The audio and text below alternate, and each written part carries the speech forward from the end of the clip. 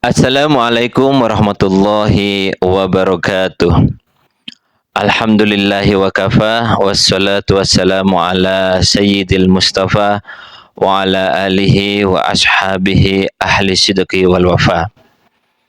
Alhamdulillahirabbil alamin, segala puji bagi Allah Azza wa Jalla yang telah memberikan kita nikmat iman dan Islam.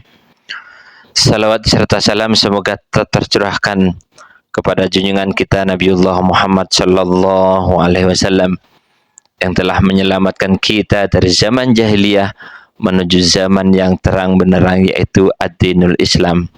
Semoga salawat dan salam juga tersampaikan kepada keluarga, sahabat, dan seluruh umatnya hingga akhir zaman.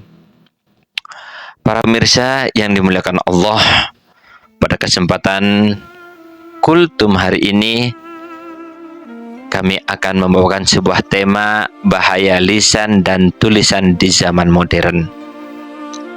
Hadirin yang dirahmati Allah, di zaman sekarang ini lisan bukan hanya apa yang kita ucapkan.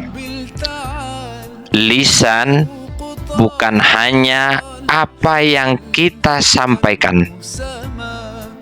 Tetapi pada zaman modern sekarang ini, apa yang kita tuliskan di media sosial, apa yang kita komentari di media sosial, apa yang kita bagikan di media sosial, jari kita bisa menjadi saksi. Sebagaimana lisan kita juga akan dimintai pertanggungjawaban di hadapan Allah Subhanahu wa taala. Lisan dan jari di zaman modern seperti sekarang ini, dua-duanya sama-sama mempunyai peran yang penting. Allah Subhanahu wa taala di dalam Al-Qur'anul Karim telah berfirman yang terdapat dalam surat Al-Isra ayat 53 yang berbunyi, wa kulli ibadi yaqulul lati hiya ahsan inna syaitana yansi'u bainahum inna syaitana kana lil insani aduwwan mubina. Yang artinya, dan katakanlah kepada hamba-hambaku agar mengucapkan perkataan yang lebih baik, karena sesungguhnya setan akan menimbulkan perselisihan di antara kita. Setan akan menimbulkan perselisihan di antara mereka. Ayat ini menegaskan bahwa Allah Subhanahu wa taala memerintahkan kepada kita untuk memilih kata-kata yang baik, kata-kata yang bijak, bukan sekedar benar, akan tetapi apa yang kita sampaikan, apa yang kita tulis, apa yang kita bagikan di media sosial dapat menenangkan kepada orang lain.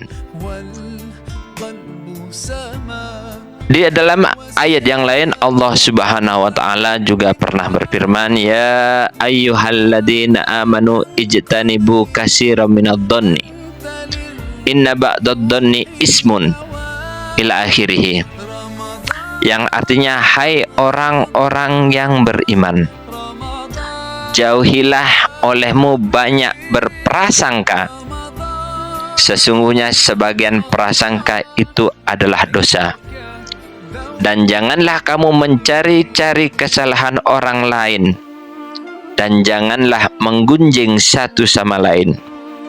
Ayat ini sangat relevan sekali dengan media sosial yang akhir-akhir ini banyak sekali orang memilikinya. Di media sosial orang sangat mudah sekali berprasangka. Di media sosial orang mudah sekali menyebarkan gosip. Di media sosial bahkan tidak sedikit orang yang membuka aib orang lain, bahkan demi untuk mendapatkan follower, mendapatkan viewer yang banyak. Terkadang mereka bukan hanya membuka aib orang lain, bahkan aib sendiri pun dibuka. Na'udzubillahi min dalik. Padahal di dalam Al-Quran Allah juga berfirman, ma yalfidu min qaulin illa ladaihi raqibun atid. Ma yalfidu min qaulin illa ladaihi raqibun atid. Setiap ucapan yang kita sampaikan, setiap catatan yang kita tulis, setiap komentar yang kita komentari, bahkan setiap berita yang kita share, semuanya dicatat oleh malaikat Raqib dan Atid. Bahkan manusia modern sekarang ini, ketika seseorang pernah melakukan satu keburukan, melakukan sebuah kejelekan, menyebarkan berita yang tidak benar, manusia modern dapat mencari yang namanya jejak digital. Jejak digital kita yang kita tulis, yang kita share, tidak akan pernah hilang dari media sosial. Bukan hanya lisan, tetapi juga tulisan, komentar, status, unggahan-unggahan kita, semuanya akan dicatat dan akan kita pertanggungjawabkan di sisi Allah Subhanahu wa taala. Masyiral muslimin yang dimuliakan Allah, Rasulullah sallallahu alaihi wasallam bersabda, man kana yu'minu billahi wal yaumil akhir falyakul khairan aw liyasmut. Yang artinya, barang siapa yang beriman kepada Allah dan hari akhir, maka hendaklah ia berkata baik atau diam. Hadis ini tentunya menjadi prinsip kita, prinsip utama kita dalam berbicara atau dalam bermedia sosial. Jika sekiranya apa yang kita share, yang kita akan bagikan itu baik, silahkan sampaikan. Jika tidak baik, diam lebih selamat. Satu kalimat saja bisa membawa dampak yang sangat besar. Karena satu kalimat saja bisa menjadikan satu negara dengan negara yang lain, satu keluarga dengan keluarga yang lain, satu sahabat dengan sahabat yang lain akan menjadi bermusuhan. Ada 4 adab kita di dalam bermedia sosial yang harus kita jadikan sebuah prinsip bagaimana kita bijak di dalam bermedia sosial. Yang pertama, sebelum kita membagikan sebuah konten, sebuah berita, sebuah unggahan, yang pertama kita harus tabayun. Kita cek kebenarannya. Allah berfirman dalam surat Al-Hujurat ayat 6 agar kita memeriksa kebenaran sebelum berita itu kita sebarkan. Kemudian yang kedua, yang nomor 2, adab kita di dalam bermedia sosial adalah hindari ghibah dan fitnah. Karena ghibah diibaratkan seperti memakan bangkai saudaranya sendiri. Di surat Al-Hujurat itu sudah jelas, ayuhibbu ahadukum ayyakula lahma akhihi maita. Kalau ghibah ataupun fitnah yang kita sebarkan, yang kita sampaikan, akan membawa keburukan bagi orang yang difitnah, sama halnya kamu membunuh karakter dari saudaramu. Kemudian yang ketiga, jangan menyakiti dan jangan menghina. Bullying, komentar kasar, sindiran tajam, semua itu akan dimintai pertanggungjawaban di hadapan Allah Subhanahu wa taala. Bahkan mungkin akan dimintai pertanggungjawaban oleh orang yang merasa tersinggung atau orang yang merasa tersakiti, dan hal ini bisa dihadapkan ke meja hijau. Kemudian yang keempat, gunakanlah media sosial untuk dakwah kebaikan. Jika kita bermedia sosial hanya untuk mendapatkan viewer, itu sangat rugi. Kita jadikan media sosial ini sebagai cara kita untuk berdakwah, menyebarkan kebaikan. Dampak buruk tidak bijak bermedia sosial itu sebagai bagaimana? Masyiral muslimin rahimakumullah.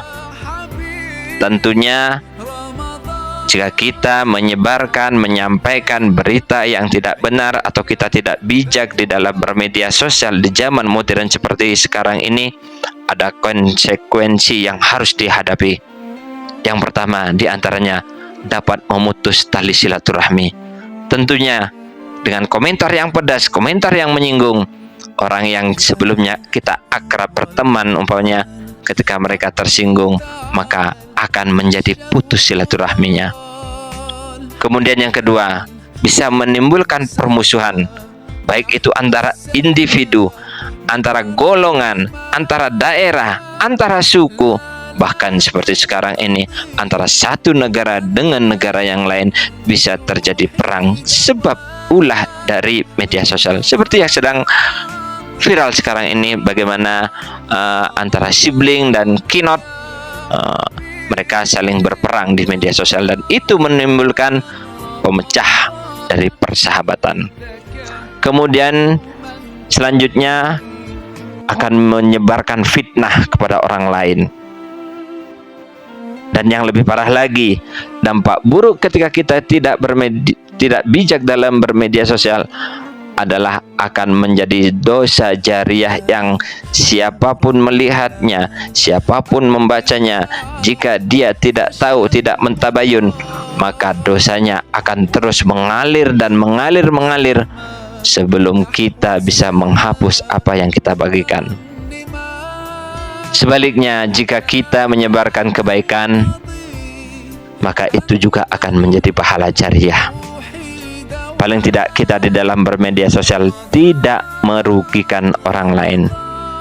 Para pemirsa yang dimuliakan Allah, sebagai penutup mari kita ingat bahwasanya lisan kita bisa menjadi sebab kita masuk surga.